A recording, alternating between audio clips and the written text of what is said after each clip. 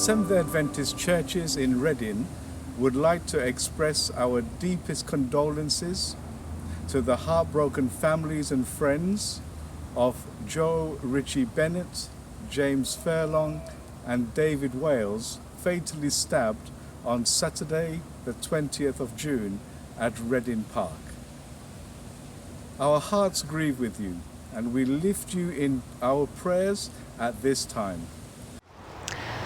Pastor Trevor Thomas, speaking from the midst of tragedy on behalf of Seventh-day Adventist Church members in Reading, England.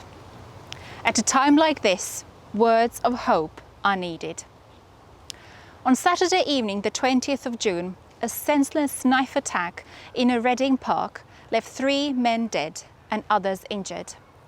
But for the bravery of a policeman who rugby tackled the killer to the floor, the death toll might have been higher.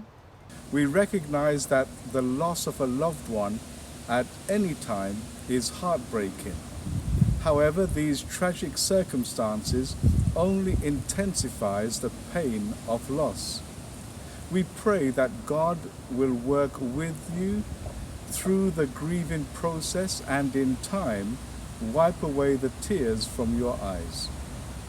As members of the Seventh-day Adventist Church, we stand together with the community of Reading against such violence and condemn such acts. We pray that the love of God within the heart will overcome the motivations that lead to such attacks. We join with all well-meaning groups in Reading, including spiritual leaders, community leaders, and citizens of Reading, as we work together for a better future in which each person is treated with equity, dignity, and respect they deserve. The shock, sorrow and horror has been felt far beyond the crime scene, and Adventist school children are among those who knew and were taught by one of the victims. At a time of sorrow, it does not matter the background of either the victim or the perpetrator.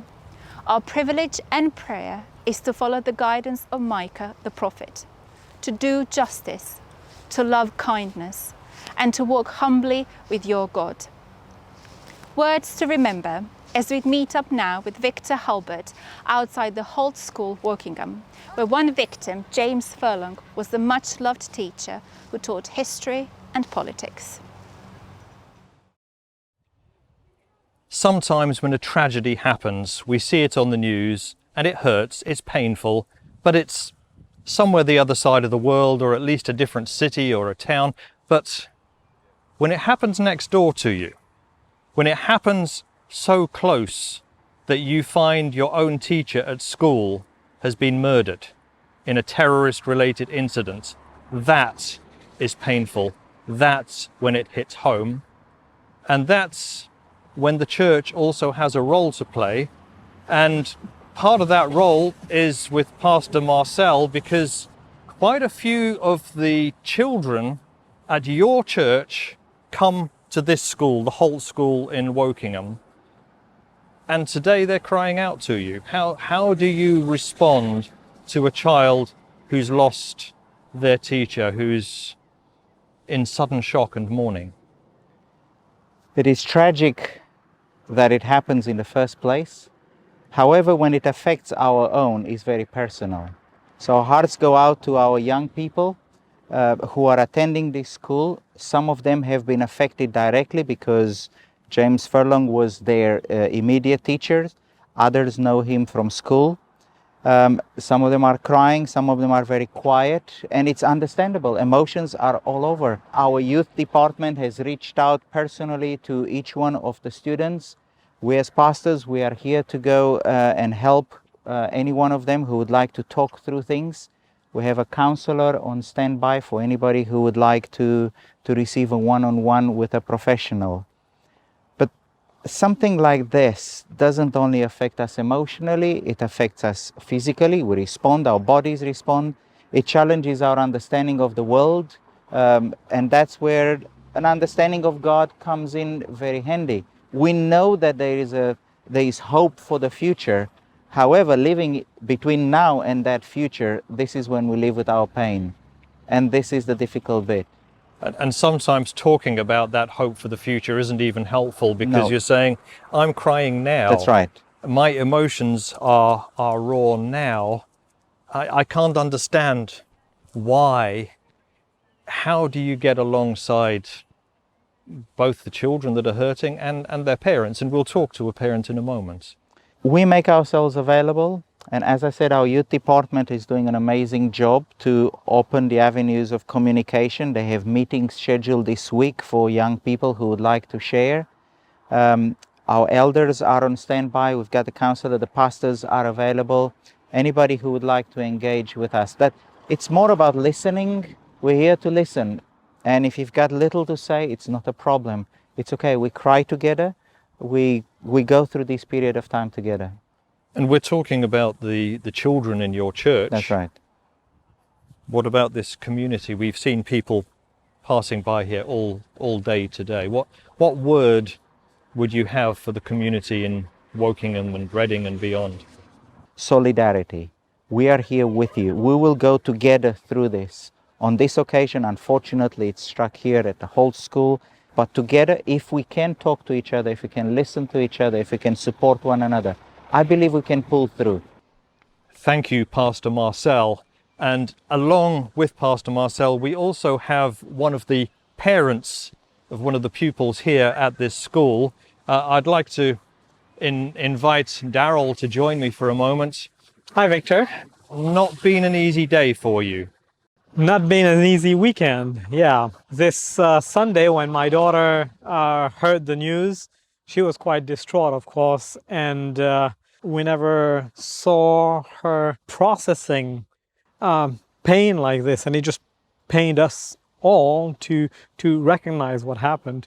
Possibly even very confusing for herself to think about what she's feeling. It was one of her favorite teachers, actually. Because he was a very relevant kind of teacher, history, politics, and putting it in a way that interacted with the teenagers that were under his care. And he was not the kind of person that was only lecturing about things. He took social justice very seriously.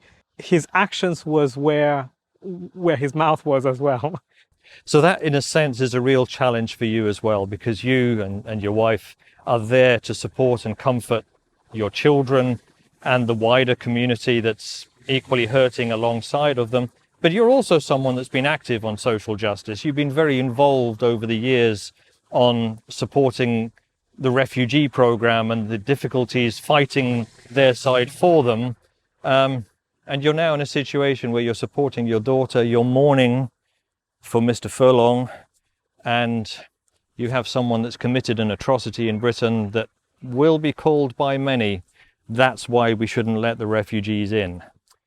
That's right. It is a conundrum, but it is the justice of humanity that we're fighting for. It is equity of different races, different cultural backgrounds, different economical statuses that ought to be respected. And this is definitely something that he was teaching in his classes, and he lived it, of course. And of course, we live it as a church with ADRA. We've just had World Refugee Sabbath, the last Sabbath. Many of us have been hurting and listening and trying to understand better the George Floyd and all the fallout from that, and how we can make a difference. And maybe a tragic event like this just is the tipping point that focuses our minds very clearly, not just for our hope that Jesus will come again, which we're crying for it even more now, but to be that person that's listening, that provides the solidarity, the support in our church, in our communities right now. That's right. One of the concepts that I've thought important to teach my kids is to stand up for those kinds of injustices and not just to be a bystander. And by doing so, by taking my daughter, for example, this morning, the flow of students that also wanted to share their their sympathies to the family and to the school was quite heart-warming. I had a little tear in my eye.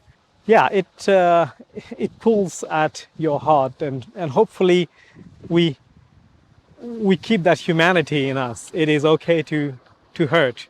And maybe that tear in the eye is the thing for all of us to remember. We may have changed locations. Today's atrocity here in England. Tomorrow it'll be somewhere else. The week after, somewhere again, and we may not cry so much. And yet, it's actually us. It's humanity. We need to care. That's our privilege, the listening ear, the caring, the reaching out, the touching, the hugging.